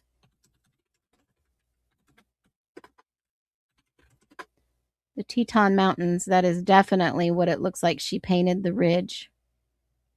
And it could just be a replica of Bob Ross's picture too. It could be that. So that's kind of what the Teton looks like. It's kind of like what I was thinking that she was painting. We pulled the site yesterday and found a piece of the puzzle from the bracelet, the necklace. I said it has to be a sign. Well, remember, there were 2 bracelets. Someone called it a necklace. I think it's a bracelet. Behind the front door of 1122, there are the beads that were belonging to the bracelet. So something might have happened outside the front yard, at the door, and in the spare bedroom where the other bracelet was found. So that's a big possibility. And then the other bracelet, I believe that was Xana, was at the Whites. And I made a video on that before too, called that one out. So there are some other similarities.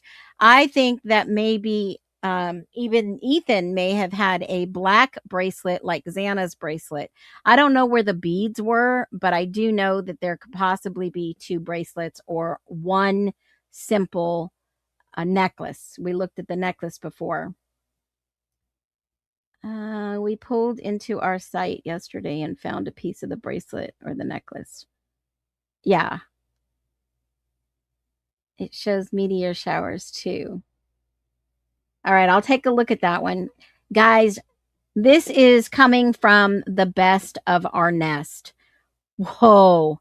This is wild. Now, you hear of things like this, but you don't actually think you're going to run across them, right?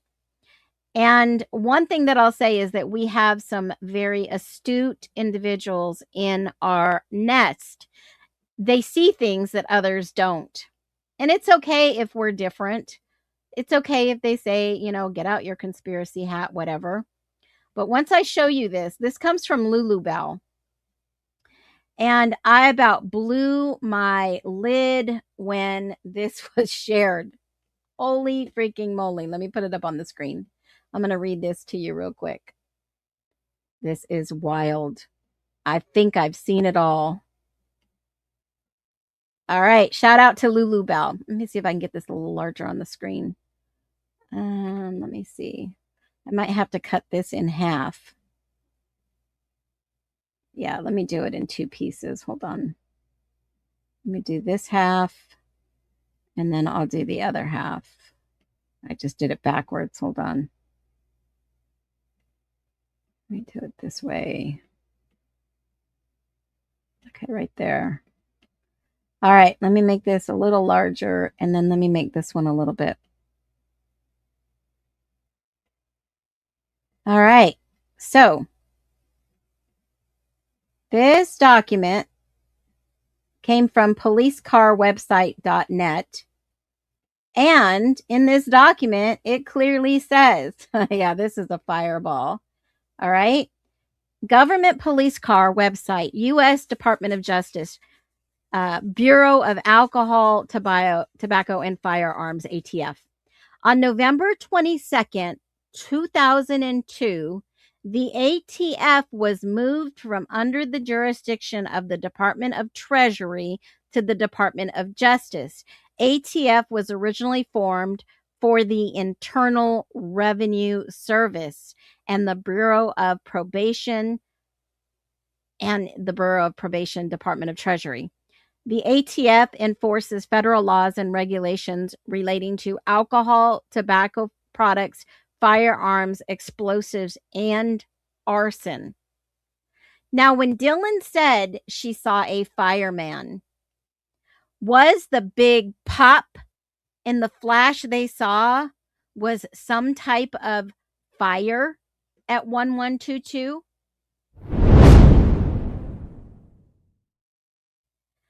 Not sure. Not sure if this is even the vehicle. But the most interesting part was that Dylan talking about the fireman. And that's typically only an EMS. And remember about the scenario and the theory I gave you yesterday, that there is no way a fire truck could ever get in that cul-de-sac of Queen Road apartments and turn around. See, they have actual laws and rules where they can't go into certain places. So that truck would have to be parked along Taylor Avenue by the band field. This might be something that we do have to look into because the guy the rumor started with said his uncle was there with the ATF and said it looked like they were shot up. That's the second time we've heard this. And I have asked for the ISP FOIA for all the firearms, all the information, all the forensics data to do with firearms. And they said there's no records.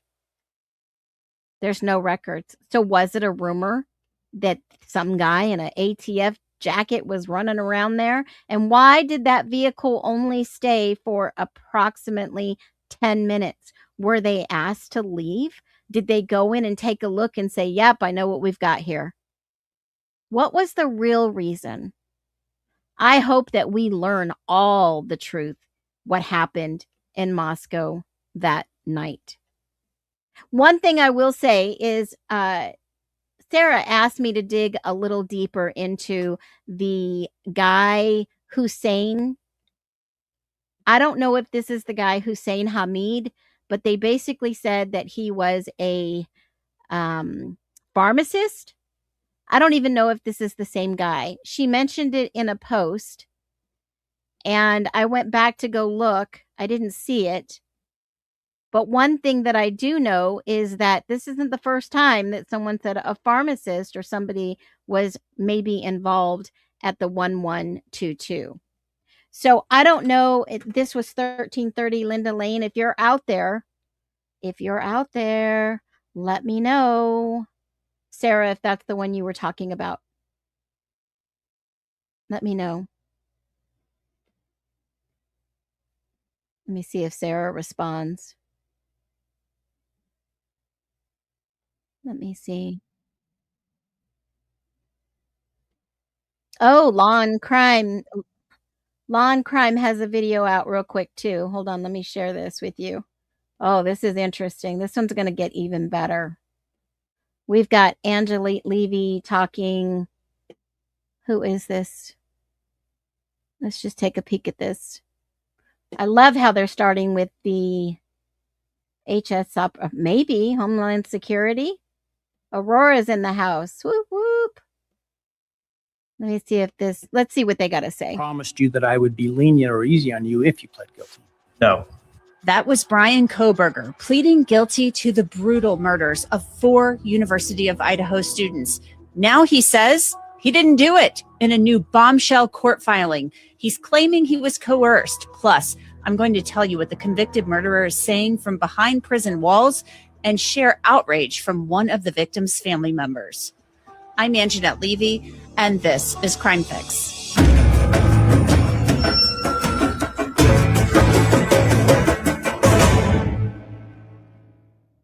Brian Koberger wants to go back to court because he now says he is actually innocent.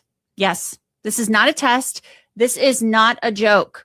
Brian Koberger, after pleading guilty to the murders of 4 University of Idaho students, has filed a petition for post-conviction relief in Ada County, and we have all of the details for you. The 4 victims, who became known online as the Idaho 4, Maddie Mogan, Kaylee Gonsalves, Ethan Chapin, and Xana Kernodle, were brutally murdered in the early morning hours of November 13th, 2022. The now famous porch photo, that's what I call it. We've all seen it. It shows those friends happy and smiling just hours before their lives were taken. The small town police force in Moscow, Idaho, where the University of Idaho is located, had the overwhelming task of tracking down whomever brutally stabbed the 4 college students in their shared off-campus home. A critical piece of evidence was discovered next to one of the victims, the sheath to a K-bar knife with the U.S. Marine Corps emblem on it. Testing done on that sheath would be the key that would unlock the case. After weeks of investigation, the police announced that they had their man, but he wasn't in Idaho anymore. Brian Koberger was back home in Pennsylvania for winter break with his parents. Koberger was a doctoral student at nearby Washington State University, studying, of all things, criminology. According to prosecutors, Koberger's DNA was found on the knife sheath left behind at the scene. His Amazon purchase records also showed that he'd bought that type of knife and a sheath to go with it months earlier. After Koberger was arrested and brought back to Idaho, pre-trial hearings and status conferences went on in Latah and Ada counties for months and months.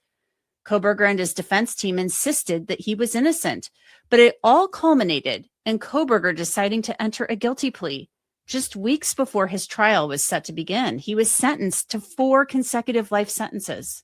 He's been locked up in a maximum security prison ever since, but now he wants out, and he's trying to take back his guilty plea. Here's a look back at that.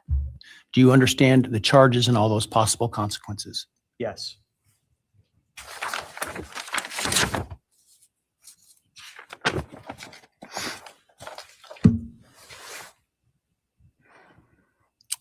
You've heard the plea agreement that I talked about today. Do you agree with that plea agreement? Yes. And do you understand the nature of the charges that you've been charged with that I understand you're going to plead guilty today to? Yes.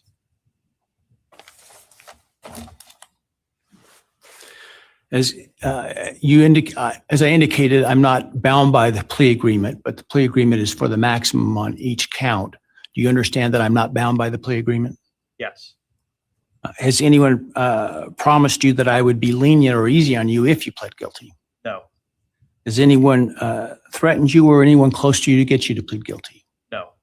Has anyone other than the state's agreements with respect to the plea agreement, has anyone promised you anything in exchange for your plea agreement? No. Has anyone told you to be untruthful in answering my questions today? No. Has anyone offered you a reward of any kind other than the plea agreement in order to get you to plead guilty today? No. Listen to Hitler's words, specifically the words he's using. Anyone other than the state's agreements with respect to the plea agreement, has anyone promised you anything in exchange for your plea agreement? No. I can't make up some of these. I mean, you have to listen to the words he's using other than. As I indicated, I'm not bound by the plea agreement, but the plea agreement is for the maximum on each count. Do you understand that I'm not bound by the plea agreement? Yes. Has anyone promised you that I would be lenient or easy on you if you pled guilty? No. Has anyone threatened you or anyone close to you to get you to plead guilty? No. Is anyone other than the state's agreements with respect to the plea agreement, has anyone promised you anything in exchange for your plea agreement? No. Has anyone told you to be untruthful in answering my questions today? No. Has anyone offered you a reward of any kind other than the plea agreement in order to get you to plead guilty today? No.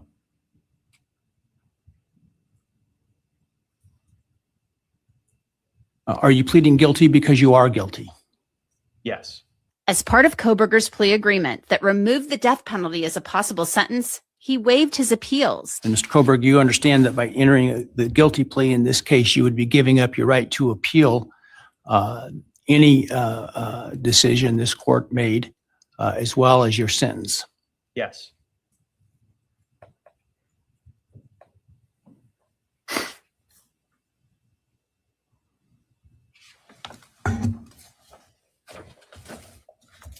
Have you had enough time to decide whether or not to plead guilty? Yes. Are you pleading guilty freely and voluntarily? Yes. Given your choices, do you believe it's in your best interest to plead guilty? Yes. But in this new petition for post-conviction relief, Kohberger makes a complete about-face, taking back what he said in court last year. This new filing comes 2 days before Netflix is set to drop a new documentary on the case, which features interviews with Moscow's police chief and the family of Kaylee Gonsalves. As part of Kohberger's guilty plea, he wasn't required to make a proffer. That's a statement where a defendant lays out facts of the crime. In a proffer, those statements cannot be used against a defendant in court. I asked prosecutor Bill Thompson about the decision to not get a proffer from Kohberger last year. You know, I asked you this at the press conference. You said under the law, you can't be compelled to force him to allocute.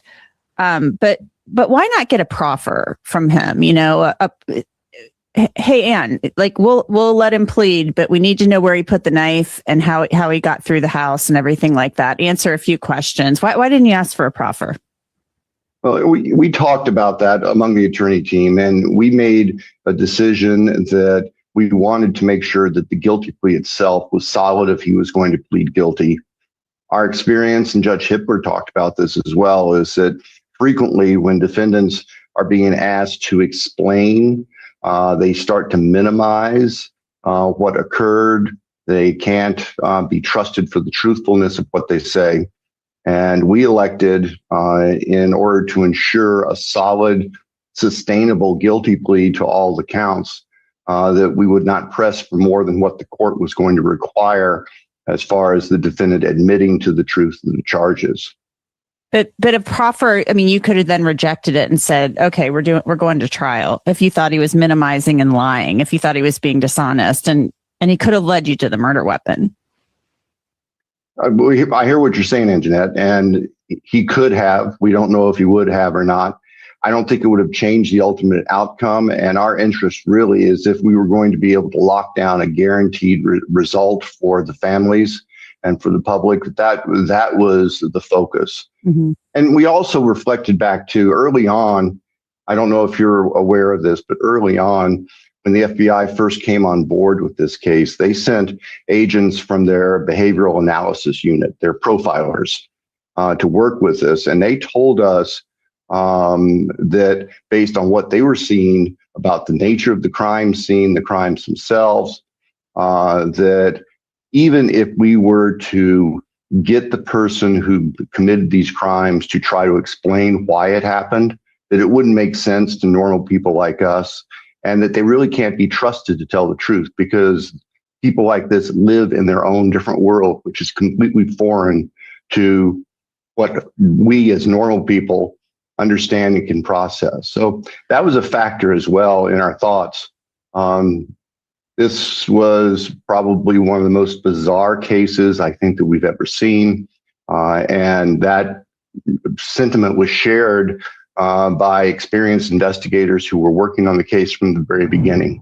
So Bill Thompson said agents with the FBI's Behavioral Analysis Unit told him and investigators that the person who murdered Kaylee, Maddie, Ethan, and Xana couldn't be trusted to tell the truth. But Brian Kohberger has told the New York Times that he's making an absolute claim of innocence. And we have an affidavit signed by Brian Kohberger that he filed with his petition for post-conviction relief. In it, Kohberger states, "It is hereby declared that during attorney-client discussions, most of which included all members of Brian C. Kohberger's immediate family, petitioner was convinced to falsely confess to capital murder and felony burglary by coercion, disinformation, false promises, and the withholding of exculpatory discovery. The following is material to the inception of the plea. Counsel's failure to inform petitioner of exculpatory discovery he received during plea discussions, namely clumps of unknown hair found in Ethan Chapin's hands, as well as a failure of further inquiry. Number two, petitioner was convinced that actual guilt was not an important factor in considering a plea acceptance. Death row was imminent and advised to lie. Petitioner was to get a legal victory in entering a false plea. Number three, a gross misrepresentation of and promises regarding what a life sentence would immediately afford petitioner, and a gross misrepresentation of death row in Idaho, including an elaborate story of counsel's horrific experience touring an actual 8x8 death row cell, all communicated to petitioner and his family, allegedly by IDOC through counsel, thus constituting threats and promises made to induce a plea agreement. The New York Times says Kohberger passed a statement to them by way of his family. Kohberger wrote, "Over a year later, it is self-evident that in State v. Kohberger, justice was not served. Unanswered questions seem to multiply with each piece of discovery unsealed, and the public demands the truth. Unfortunately, the truth shall never be derived from the state's myopic narrative, a work of fiction which has yet to evolve since the PCA was released nearly 4 years ago, and its faulty premises were never challenged at trial. Circumnavigated by a broken plea, the trial never provided the public the clarity conducive to closure, and justice shall remain abjectly miscarried unless that plea is withdrawn. I hereby declare my intention to enter a not guilty plea and welcome the state the opportunity to prove their case at trial, as well as to, again, file for the death penalty. My actual innocence is my truth, and the plea, hinged on by false promises and blatant disinformation, must be withdrawn.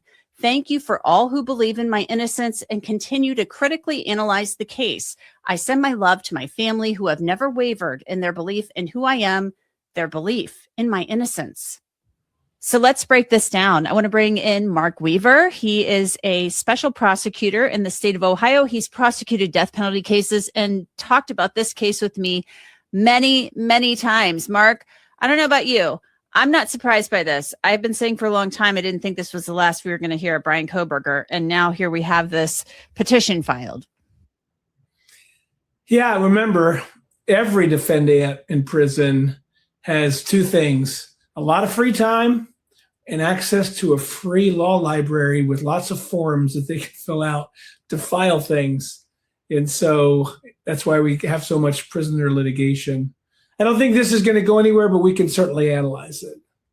But let's talk about why you don't think it's going to go anywhere. Obviously, this is a handwritten petition that Brian Kohberger has filed on his own. We know there are plenty of jailhouse lawyers out there, prison lawyers. He's in there. He was working on his PhD in criminology. I'm sure prison is not fun. We know that he has not been enjoying prison at all based on some of the things we reported a long time ago about his complaints to the correctional staff there. So what's your analysis of this petition? He is basically saying he had meetings with his legal team and most of his immediate family members, and he was convinced and coerced to lie and to falsely confess. He was convinced that this would be a legal victory. Yeah, let's unpack it. First of all, when you plead guilty, you give up most of your appellate rights. That's different than if you go to a trial and the jury convicts you. There's a different array of appellate rights available in that case. So when you plead guilty, you are giving up a lot of appellate rights. Second of all, there's a 42-day window in Idaho when you have to file your motion to withdraw your plea. That came and went last year. So he can't file a typical motion to withdraw a guilty plea, even though those rarely work.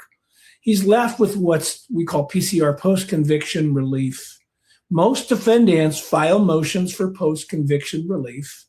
Rarely are these things granted. The standard was the representation by his defense counsel so bad, so ineffective, that when he was answering questions with the judge, that he didn't even know what he was being asked. It's probably not going to be granted for a couple of reasons. One is I didn't like his lawyers very much, but they were pretty effective. They got him off the death penalty. And number two, if there's anybody who ought to understand a judge's questions, and I sit as an acting judge sometimes when the local municipal court judge is out on training, so I've done thousands of these, the judge has to ask the defendant a question over and over again. Do you understand this? Do you understand that? You're giving up this right. You're giving up that right. If there's anybody who understands that, it's someone in a PhD program for criminal justice. So the notion that he didn't know what he was doing, rather far-fetched. He is a smart guy, but I go back to his attorneys. They kept saying they questioned his competency and they monitored his competency. They said he had level 1 autism, used to be called Asperger's, a disorder. What are the chances that his lawyers were aware at all that he was going to do this? Because he, his lawyers, they've never said a peep about this. I think they've issued one statement where they called out one of their defense experts for coming out and basically saying that he believed Bryan Kohberger was innocent. Yeah, ironically, when you allege ineffective assistance of counsel, you have to get a new set of lawyers to do that, or you couldn't have the same lawyers who were allegedly so ineffective represent you on appeal. He's currently filing this by himself, but I wouldn't be surprised if his family or his sister or somebody found some lawyer to actually litigate for him after he's filed this. Notions of competency are heard ahead of a trial, certainly ahead of any plea. And the lawyers tried that. They tried raising that. The judge didn't find any merit to that. So we have no reason to think he's incompetent to stand trial. Nearly everybody who murders people has something a little bit wrong in their head. Not everybody. There's some perfectly healthy people who do it for love or money or power or whatever. But most people who slaughter others with a knife, particularly 4 of them at night and doing all the creepy things he did, have a little something wrong. But that's not enough to overturn your guilty plea. He is basically saying that he was coerced into doing this, that there have been misrepresentations. He said there was a story of a horrific experience and all of this stuff. He says there is more information that has come out with all of this stuff being unsealed now by the courts that we're now seeing that shows that he was innocent. Where do you think he is getting this? Well, again, a lot of free time, a creative mind, and full access to a law library with all the cases. And you could put all sorts of theories together. Whatever he is saying that is coming out to public now was known by him and his lawyers because they would have received it through the criminal discovery process. So there's no new information that he didn't know. It might be new to us, but it wasn't new to him and his lawyers. And I think, I've gone to prisons and talked to people in prisons that have gotten tours and that sort of stuff. And when you talk to them, nearly everyone in there will tell you they didn't get a fair trial. And they've got some long-winded theory about why it wasn't fair because they've got nothing but time to think about it. But that's not the standard. The standard for post-conviction relief is, can he prove, Dude, he didn't have a trial, that there was such an effective assistance of counsel that he didn't know what it means to plead guilty. And he didn't know what he was pleading guilty to. And there are cases out there of people with 5th grade educations who've been found to understand those questions. Certainly somebody who's in a PhD program in criminal justice understands those questions. Interesting. One thing you and I have talked about many times is the fact that Bryan Kohberger, as a condition of this plea, was never told, okay, we need you to sit down and make a proffer and answer some questions for us and give us information. Where's the K-bar knife? Where's the murder weapon? Where are the clothes? He was never required to do that. That can be a condition of a plea. And I played the clip from Bill Thompson earlier here in the podcast showing his answer to me about that. What are your thoughts now? Now we have this more than a year later after the sentencing, or after the guilty plea and the sentencing. What do you make of this? Like, does this show that a mistake was made? Yeah, first of all, your viewers should know nobody's covering this case like you are. You raised this last year. We talked about it at least twice, maybe 3 times. And I hate to be critical of fellow prosecutors because most of my legal work involves prosecution. And there may be things we don't know about what the prosecutor knows. But the prosecutor could have said to defense counsel, we're not taking the death penalty off the table until, number 1, he pleads guilty, obviously. And number 2, he gives a detailed accounting in open court in front of everybody as to what he did, how he did it, and to the extent possible, why he did it. That would have given great closure, maybe not complete closure to the families, but some closure. And it would have forestalled this ridiculous post-conviction relief notice that some post-relief conviction filing that somehow he didn't know what he was doing when he pled guilty. We should take now a look at the statement issued by the family of victim Kaylee Gonsalves. They put this up on Facebook and they are seething. Let's read this. First off, we are not surprised, even though Bill Thompson said with the plea deal, all appeals would be waived. We knew that wasn't factual. Anyway, his time to plea was running out, September to be exact. They're saying there was a September deadline. Gonsalves's family statement states, the mosquito you just can't seem to swat. That is what Kohberger and his following have become to this family. We read Mr. Baker's story, and he must be so proud of himself for speaking with Mr. Kohberger, because the story didn't have much else in it other than a guilty man decide to. Powerful metaphor. What do you make of the statement from the Gonsalves family?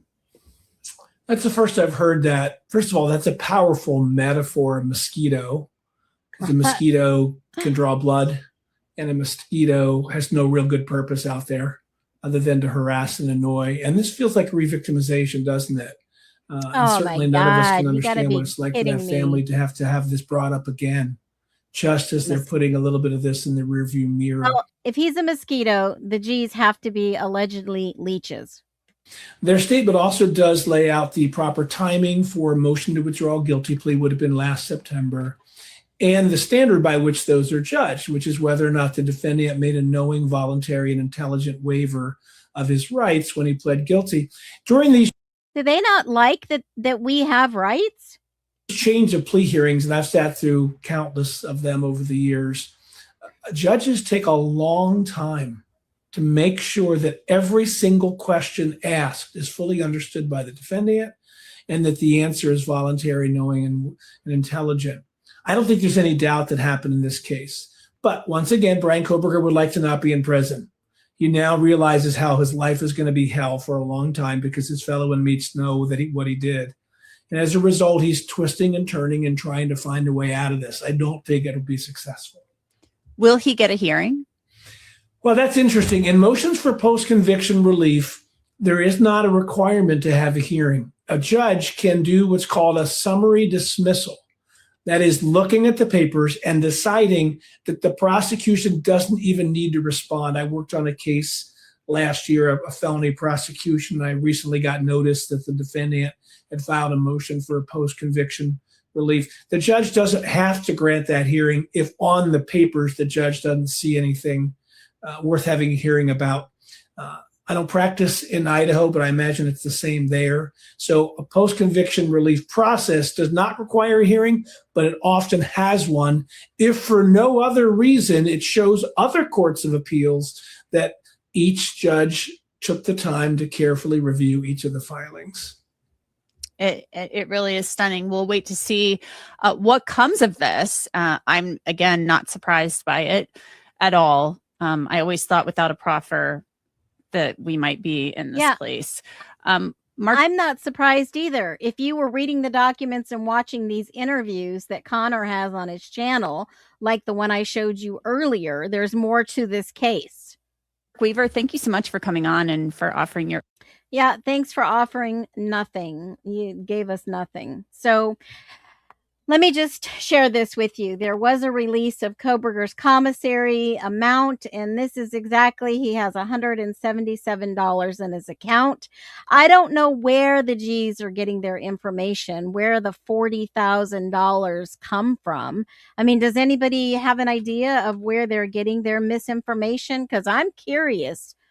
I'm very curious. This guy doesn't even have a dime to his name to actually hire a real attorney that will go up against the state of Idaho for doing what they did to him. Okay, so I don't know. It looks like his mother is the only one putting money on his account. Let me just take another picture, a peek at this. It looks like IC Solutions kiosk minus $5. An admin fee. Mary Koberger seems to be putting money on his account as much as possible. He did have $10,000 at one time, and then the expenses are there, and he has a balance of $177.03, and this was certified records on the 22nd when he submitted his filing for the PCR to have a trial. So it looks like Mary Koberger is the only one that is putting money on his commissary. And that's probably because they want to have communication, right? So $177 in his account. Wow. Wow. Wow, wow. So this is how we can combat misinformation, right? We can definitely combat the misinformation. And I think that we have to do it for ourselves. We have to hold one another accountable to actually factually state on the record what the truth is.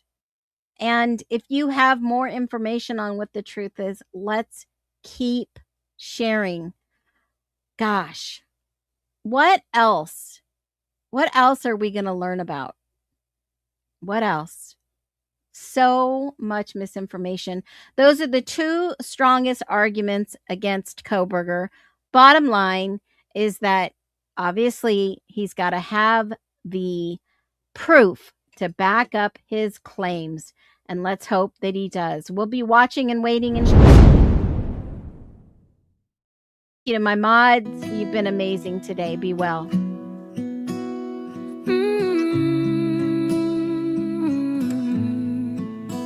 Yeah, this is my road. Let it roll. Pack my dreams in a beat up leather case. Left the dust of that suffocating place. They said a girl like me should stay in line, but I'd rather lose their map than lose my mind. Tune the radio to a station playing wild and free. Windows down, smelling like the pine trees. 500 miles and I'm just getting started. Say goodbye to the heavy hearted. Oh, nobody's holding the reins tonight. I'm chasing the edge of the morning light. This is my highway, my open sky.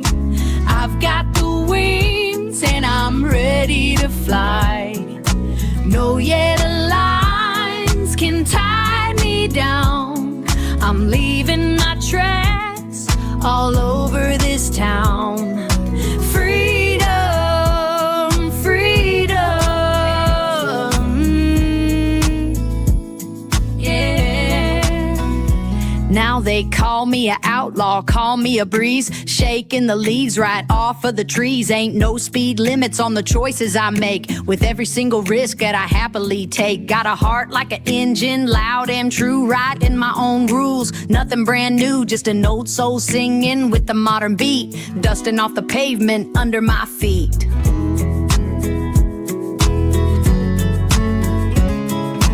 This is my highway, my open sky. I've got the wind can tie me down. I'm leaving my tracks all over this town. Freedom, freedom, yeah, ooh, yeah. And if I get lost in the dark of the night, I know my own stars will show me the light. No more shadows to cover my face.